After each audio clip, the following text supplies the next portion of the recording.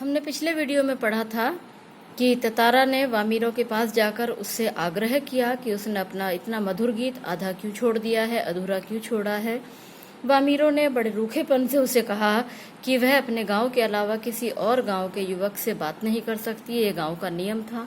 उनके गांव की रीति थी कि जो उनके यहाँ विवाह इत्यादि होते थे वे भी अपने ही गांव में और अपने ही लोगों में हुआ करते थे। दूसरे गांव के लोगों से ना वे बात करते थे और न किसी प्रकार का कोई संबंध, विशेष रूप से प्रेम संबंध रखते थे। आगे पढ़ेंगे। ततारा मानो सुध-बुध खोए हुए था। जवाब देने के स्थान पर उसने पुनः अपना प्रश्न दोहराया, तुमने गाना क्यों छोड़ दिया? अब ततारा तो मानो सुध-बुध खो बैठा था। सुध-बुध खोना मतलब खो जाना, पूरी तरह से मुहावरा होता है ये भी। अब वो मान ही नहीं रहा था। वह उसे रूखेपन से बात कर रही थी, लेकिन वह सिर्फ अपना प्रश्न दोहराए जा रहा था। तुमने गाना क्यों छोड़ दिया? गाओ, गीत पूरा करो। सचमुच तुमने बहुत सुरीला कंठ पाया है। यह तो मेरे प्रश्न का उत्तर ना हुआ, युवती ने कहा। सच बताओ, तुम कौन हो? लपाती गांव में तुम्हें कभी देखा नहीं है। अब युवती पूछ रही है कि उसके गांव का नाम लपाती था। उसने कहा, अच्छा तुम मुझे सच बताओ, तुम हो कौन? मैंने तो अपने गांव में कभी तुम्हें देखा नहीं है। ततारा मानो सम्मोहित था। उसके कानों में युवती की आवाज ठीक से पहुंच न सकी। उसने फिर विनय की, तुमने गाना क्यों रोक दिया? गाओ ना। अब ततारा मानो सम्मोहित हो गया था। सम्मोहित को अंग्रेजी में कहते हैं हिप्नोटाइज, किसी चीज के वश में हो जाना। अब वो उसके गीत के पूरी तरह से वश में हो चुका था। उसके कानों में तो उस युवती की कोई भी बात नहीं जा रही थी, बस वह उससे गीत सुनना चाहता था। उसके कानों में युवती की आवाज़ ठीक से ना पहुंच सकी। उसने फिर से विनय की, तुमने गाना क्यों रोक दिया? गाओ ना। युवती झुंझला गई, बहुत गुस्सा हो गई, कुछ और सोचने लगी। अंततः उसने निश्चयपूर्वक एक बार पुनः विरोध करते हुए कड़े स्वर से कहा, ढीठता की हद है। ढीठता कहते हैं अड़ियलपन की। अब युवती नाराज हो गई, गुस्से में कहने लगी, ढीठता की हद होती है, अड़ियलपन की हद होती है। मैं जब से पूछ रही हूँ तुम बस एक ही राग अलाप रहे हो। राग अलापना भी मुहावरा है। इसका मतलब होता है एक ही बात को बार बार रटने लगना। उसने कहा, मैं पूछे जा रही हूँ तुम एक ही राग अलाप रहे हो। गीत गाओ, गीत गाओ। आखिर क्यों? क्या तुम्हें गाँव का नियम नहीं मालूम? इतना बोलकर वह जाने के लिए तेजी से मुड़ी। ततारों को मानो कुछ होश आया। उसे अपनी गलती का एहसास हुआ। उसके सामने रास्ता रोककर मानो वह गिड़गिड़ाने लगा। अब वह गुस्सा होकर जाने लगी। तब मानो ततारा को होश आया और उसे पता चला कि वाकई वह बहुत ज्यादा उसके साथ ज्यादती कर रहा है और उसे रोके जा रहा है, उसे गाने के लिए निवेदन कर रहा है। अब रास्ता रोककर उससे गिड़गिड़ाने लगा। वह बातचीत करना चाहता था। माफ कर दो, जीवन में पहली बार मैं इस तरह विचलित हुआ हूँ। विचलित माने बेचैन हुआ हूँ। तुम्हें देखकर मेरी चेतना लुप्त हो गई थी। चेतना का मतलब होता है मेरी जो कॉन्शियस थी वो गायब हो गई थी। मैं मानो अपने होश में नहीं था। मैं तुम्हारा रास्ता छोड़ दूंगा, बस अपना नाम बता दो। ततारा ने विवशता में आग्रह किया।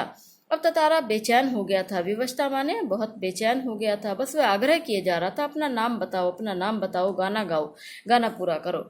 उसकी आंखें युवती के चेहरे पर केंद्रित थी। केंद्रित माने जमी हुई थी। उसकी चेहरे पर सच्ची विनय थी। विनय माने विनम्रता। आवाज में विनय थी। बार बार वह उससे गीत गाने के विषय में बात कर रहा था और उसका नाम पूछ रहा था। अब उसने आखिर में लड़की ने अपना नाम बताया, वामीरो। एक रस घोलती आवाज उसके कानों में पड़ी। उस युवती ने अपना नाम किसी तरह बोला। ऐसा लगा जैसे गाने में उसकी आवाज मीठी थी, वैसी बोल में भी उसकी आवाज वैसी ही मीठी थी। वामीरो, वामीरो, वह कितना सुंदर नाम है। कल भी आओगी ना यहाँ? ततारा ने कहा।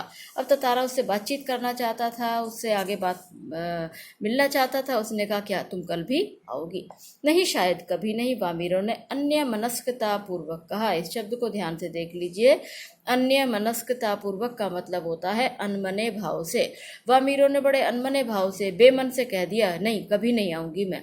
और झटके से लपाती की तरफ बेसुध सी दौड़ पड़ी। उसके गांव का नाम लपाती था। वो बेसुध सी होकर उस गांव की ओर दौड़ पड़ी।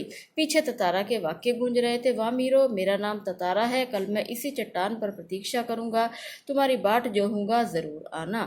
बाट जोहना मुहावरा है। इसका मतलब है इंतजार करना। अब ततारा कह रहा है कि तुम कल इसी चट्टान पर आना, मैं तुम्हारा इंतजार करूंगा।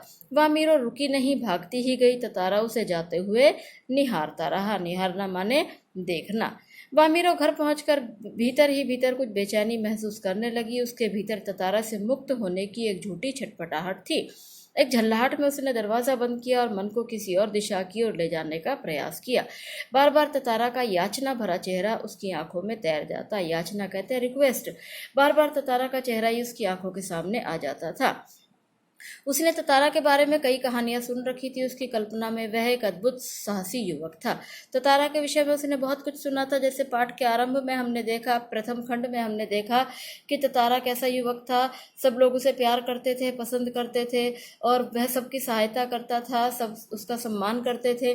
तो उसने भी इसका नाम सुन रखा था। उसकी कल्पना में जो ततारा था वह उसके जैसा साहसी युवक था। परंतु वही ततारा उसके सम्मुख एक अलग रूप में आया। अब ततारा नाम तो उसने सुना, लेकिन उसने कहा ये वो ततारा तो नहीं है जिसकी कहानियां मैं सुनती आई हूँ। सुंदर, बलिष्ठ किंतु साहसी युवक था। किंतु वही ततारा एक अलग रूप में उसके सामने आया। सुंदर, बलिष्ठ किंतु बेहद शांत, सभ्य और भोला। यहाँ पर उसने जो उसे पहचाना, वो क्या पहचाना? सुंदर है, बलिष्ठ, बलिष्ठ कहते हैं शरीर से मजबूत, बेहद ही शांत है, सभ्य है और भोला है। उसका व्यक्तित्व कदाचित वैसा ही था, कदाचित माने शायद वैसा था जैसा वह अपने जीवन साथी के बारे में सोचती थी। किंतु दूसरे गांव के युवक के साथ यह संबंध परंपरा के विरुद्ध था। जो हमने कहानी में पढ़ा है, इनका बलिदान हुआ। क्यों हुआ? क्योंकि इनके गांव में ऐसी परंपरा थी कि अपने गांव के अलावा किसी और गांव के साथ शादी ब्याह, किसी और गांव के युवक के साथ शादी ब्याह नहीं हो सकते थे। तो उसे लगा कि शायद ये ऐसा है जैसा मैं जीवन साथी सोचती थी, लेकिन ये तो दूसरे गांव का है और ये हमारी परंपरा के विरुद्ध है। अतएव उसे भूल जाना ही श्रेयस्कर समझा। श्रेयस्कर माने सही समझा। किंतु यह असंभव जान पड़ा। ततारा बार बार उसकी आंखों के सामने था, बार बार उसकी आंखों के सामने आ रहा था। निर्निमेष याचक की तरह प्रतीक्षा में डूबा हुआ। निर्निमेष कहते हैं बिना पलके झपकाए। याचक माने कुछ निवेदन करने वाला। उसके सामने बार बार उसका चेहरा आ जाता था, मानो वह उससे वही निवेदन कर रहा हो।